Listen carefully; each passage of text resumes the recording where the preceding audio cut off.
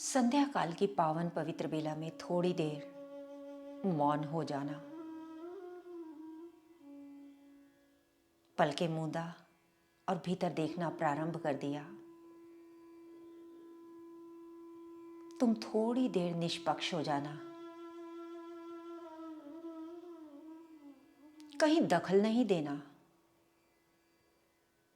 जो भी दिखाई दे बहुत न्यूट्रल होकर देखना।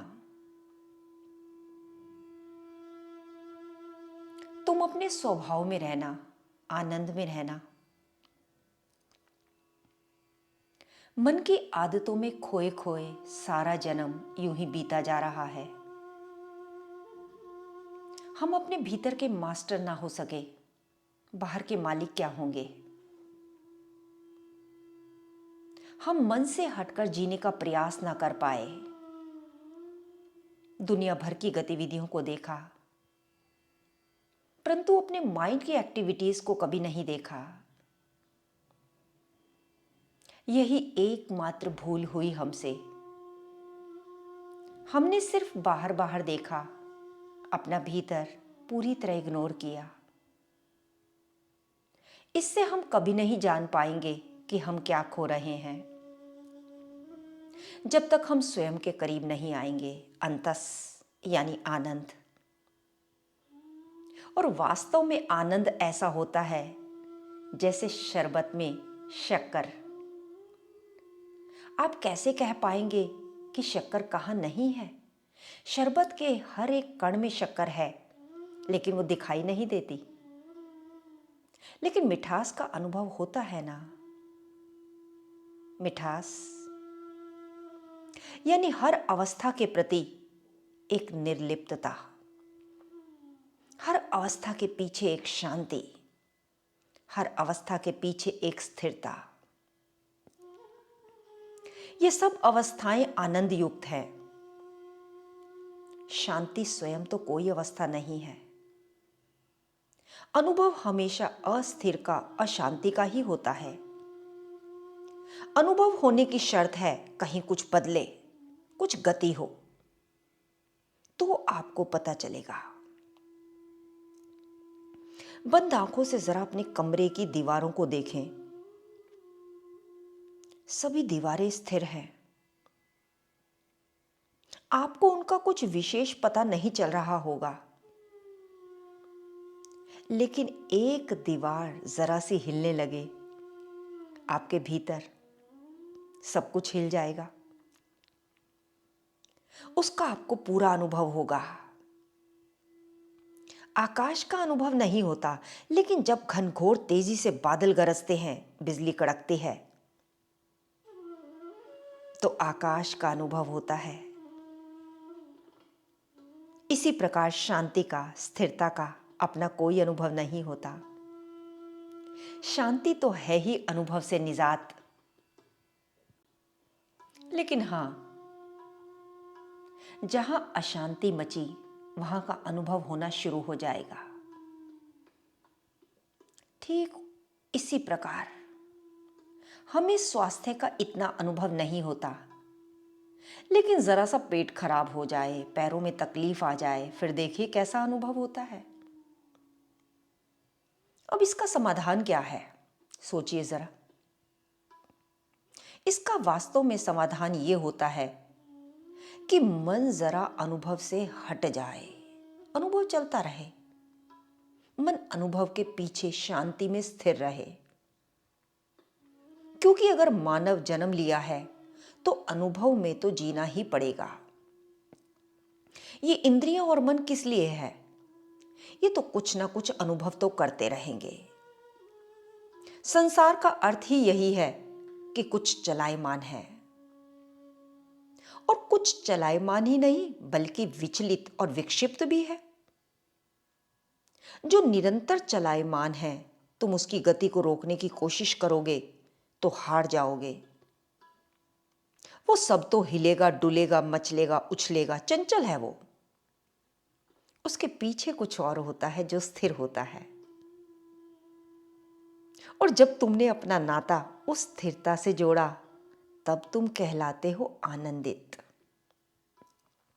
तुम्हारे पास सदा विकल्प है। इंसान पैदा होने का अर्थ ही होता है विकल्प के साथ पैदा होना। मैं बाहर जीऊं या भीतर अंतस में जीऊं, मेरी मर्जी। मैं उसे याद करके जीऊं, मैं भुला के जीऊं, चुनाव मेरा है। ये भी है और वो भी है, जगत भी है और जगदीश्वर भी है। तुम किसके साथ भी जुड़ सकते हो। तुम्हें किसी के साथ तो नाता रखना ही पड़ेगा, क्योंकि हम अपूर्णता में चिल्लाते चिल्लाते पैदा होते हैं। प्यास तो हमें रहती ही है। जीवन तुम्हारा कैसा बीतता है, ये इस बात पर निर्भर करता है कि तुम किससे जुड़ रहे हो। वो जो स्वयं ही हिले डुले जा रहा है, जिसको अपना ही आसरा नहीं है, जो स्वयं ही स्थायी नहीं है, यानी मन के हाथ लगा जीवन। और मन क्या है? What next? जो मन पल पल बदल रहा है, अभी कुछ कभी कुछ। तुम्हें पूरा हक है, तुम किसी के साथ भी जुड़ो। परमात्मा की प्रकृति तुम्हें आकर न रोकेगी और न ही चेताएगी, बस तुम भुगतने के लिए तैयार रहना। अगर तुम थोड़ा विचलित हो गए तो दुनिया के किसी भी कानून की नजर में तुमने कोई अपराध नहीं कर दिया, परंतु हां, बस थोड़ा अपने साथ अन्याय कर लिया। अब इसी अन्याय को देखने वाले हो जाना परम मौन। जो विचलन से जुड़ गया वो विचलित हो गया। तुम जिससे भी जुड़ते हो तुम भी वही हो जाते हो। मन स्वयं तो कुछ होता नहीं, जैसी उसकी संगत होती है वैसी ही उसकी शक्ल हो जाती है। आनंदित होने का अर्थ है उसके साथ जुड़ना जिसके साथ जुड़ना सम्यक है, यानी सही है। तुमने सही चुनाव किया, उसका पुरस्कार है आनंद। तुम इधर भी आ सकते हो, तुम उधर भी जा सकते थे। वैसे गलत राह ज्यादा आकर्षक लगती है, लेकिन तुम गलत राह नहीं गए। कोई तुम्हारी पीठ थपथपाता है तो तुम्हें स्वास्थ्य की भेंट मिलती है, स्वजमस्थ, यानी जो अपने आप में स्थित हो गया। इसी भेंट का नाम है आनंद। 24 घंटे सुखद स्वस्थ जीवन तुम्हारे हाथ लग जाता है। अपना विश्लेषण करना, जीवन लगा क्या हाथ? मजे की बात यह कि ठीक जब तुम्हें ये स्वास्थ्य की, आनंद की भेंट मिल रही है, तब भी जो भीतर हिलडुल रहा है वो मन अभी भी हिलडुल ही रहा है। तुम्हें उत्साहित किया जा रहा है, तुम्हें प्रेम दिया जा रहा है। उधर वो जो प्रेम की तलाश में छटपटा रहा था वो अपना काम जारी रखे है। उसका काम ही छटपटाना है। वो भीतर कभी भी संतुष्ट नहीं, तृप्त नहीं। What next, what next? उसे ये नहीं पता कि हम कल नेक्स्ट हो जाने वाले हैं। बस बात इतनी सी है कि अब उसे तुम्हारा सहारा नहीं मिल रहा और तुम्हें उसकी बीमारी नहीं मिली। बहुत गहरी बात है ये। इससे दोनों का भला हुआ।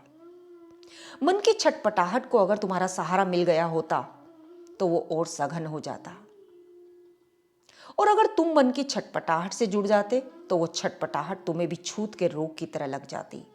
वही जॉइंट्स पेन, वही सर्वाइकल, वही बैक पेन, वही बीपी, डायबिटीज। दोनों का भला हुआ। जो छटपटा रहा था तुम उससे अलग हो गए, उसकी छटपटाहट की ऊर्जा कम हो गई और वो बहुत ज्यादा ना छटपटा पाएगा। अगर वो बेचैन भी होगा तो उसमें तीव्रता ना होगी। अब वो मात्र छटपटाहट है और वो मेरी छटपटाहट नहीं है। मैं नहीं जुड़ा उससे, तुमने जुड़ने से इनकार कर दिया। अभी तो हम जबरदस्ती किसी भी मामले में कूद पड़ते हैं। अगर आप थोड़ा सा अपने अंतस में सरक जाओ तो परिस्थितियां सिर्फ परिस्थितियां हैं, मेरी परिस्थितियां नहीं। दर्द मात्र दर्द है, मेरा दर्द नहीं। जो भी छटपटाहट है वो सिर्फ प्रकृति के गुणों की बात है। प्रकृति के गुण तो अपना काम करेंगे, सत्व रजस तमस। माया तो नाचेगी ही, मन ही माया। संसार में उथल पुथल तो रहेगी ही। तुम अपने आप को बचा सकते हो तो बचा लो, लेकिन तुम्हारे ऊपर कोई पाबंदी नहीं है उससे जुड़ने की। तुम व्यर्थ ही विवश बने रहते हो। तुम ऐसे जीते हो जैसे तुम्हें कोई हक ही नहीं, और हक तुम्हें पूरा है। बस तुम उस हक का गलत इस्तेमाल कर रहे हो। अगर गलत इस्तेमाल कर सकते हो तो सही इस्तेमाल भी कर सकते हो, और सही इस्तेमाल किया तो फल क्या मिलेगा? आनंद, योग, भक्ति, शक्ति, मस्ती, जो तुम्हारे ही अंतस से आती है। अपने हक के सम्यक प्रयोग का पुरस्कार है आनंद, वरदान, आशीर्वाद, ब्लिसफुल स्टेट। कैसा है ये आनंद? आनंद ऐसे है जैसे कमरे में प्रकाश, निरंतर, स्थायी, अकंप। इस प्रकाश में जो भी चल फिर रहे हैं, खा पी रहे हैं, अब वो गिरेंगे नहीं। समझना जरा, क्योंकि अब वो प्रकाशित हैं। अब इस कमरे में जो भी गति होगी वो बेहोशी में नहीं होगी। उस गति के पीछे होश होगा, जागृति होगी, समझदारी होगी, विवेक होगा। इसी तरीके से समस्त गति के पीछे जब स्थिरता होती है तो समस्त गति आनंदित होती है। एक व्यक्ति आनंदित चल रहा है, दूसरा मन अनआनंदित चल रहा है, दोनों की चाल में अंतर होगा। अब कर्म क्या है उनका? इस वक्त कर्म दोनों का एक ही है, चलना। ऐसा नहीं है कि एक आनंद कर रहा है और एक नहीं कर रहा। बस एक की चाल के पीछे आनंद है, दूसरे की चाल के पीछे आनंद नहीं है। इसी आनंद में आपके रोजमर्रा के अनुभव आनंदित रहते हैं। रोज के साधारण काम हो रहे हैं, कोई चाय पी रहा है, कोई उठा है, कोई बैठा है, कोई बहस कर रहा है, वही कपड़े, वही झगड़े, काम सारे वही हैं। ऐसा नहीं है कि आप आनंद कर रहे हैं, काम वही के वही, पर सारे कर्मों के पीछे आनंद का प्रकाश है। आनंद को बाहर मत खोजने लग जाना, बाहर तो वही सब चलेगा जो चलता है। लेकिन अभी हमारी अवस्था ये है कि हम जगे हुए हैं, लेकिन हमारी आंखें नींद से बोझिल हो रही हैं। संभलना होगा, सही के साथ जुड़ना होगा। अगर एक बार अपने ही अंतस के साथ जुड़ गए तो अवस्थाएं तो सारी यही हैं बाहर की, लेकिन ये सारी अवस्थाएं आनंदित हो जाएंगी, जैसे पानी में शक्कर घोल दी गई हो। पानी तो है ही, पर कुछ और आ गया है जो दिखाई नहीं पड़ रहा। पानी में शक्कर घोल दो तो क्या पानी बढ़ जाता है? आनंद ऐसे ही आ जाता है कि चल तो रहे हो लेकिन चाल में कुछ आ गया है। ये आनंद है। अब चेतना को पंख लग गए, किसी के प्रेम से छू दिया, किसी के प्रेम ने, किसी की कृपा ने। अगर आपको कोई प्रेम से छू दे तो क्या आप अदृश्य हो जाते हो? नहीं, पर कुछ और हो जाते हो। चेतना का वो हाल होता है आनंद के पलों में। संसार के कामों को करते हुए चेतना रहेगी, चेतना खिल उठेगी, चेतना में से खुशबू आएगी, और इसी चेतना में से जब संसार दिखेगा, वही ठंडी हवा, तपता सूरज, ढलती शाम, बाग बगीचे, नाचती हवाएं, पेड़, आप बैठेंगे कुर्सी पर, नहाएंगे पानी से ही। चेतना में जितने कार्य होते हैं, चेतना में जितनी सामग्री है, सब मौजूद रहेगी। लेकिन कुछ ऐसा होगा जैसे उस पर ध्यान की रोशनी पड़ रही है। सब कुछ निराला। भौतिक जगत में सब कुछ वही है, लेकिन फिर भी कुछ बदल गया। अनुभव लेना भीतर का, इंतजार के पलों में रहना। नेक्स्ट वॉल्यूम तक आज बस इतना ही। किसी नज़र को तेरा इंतजार आज भी है। कहाँ हो तुम कि ये दिल बेकरार आज भी है।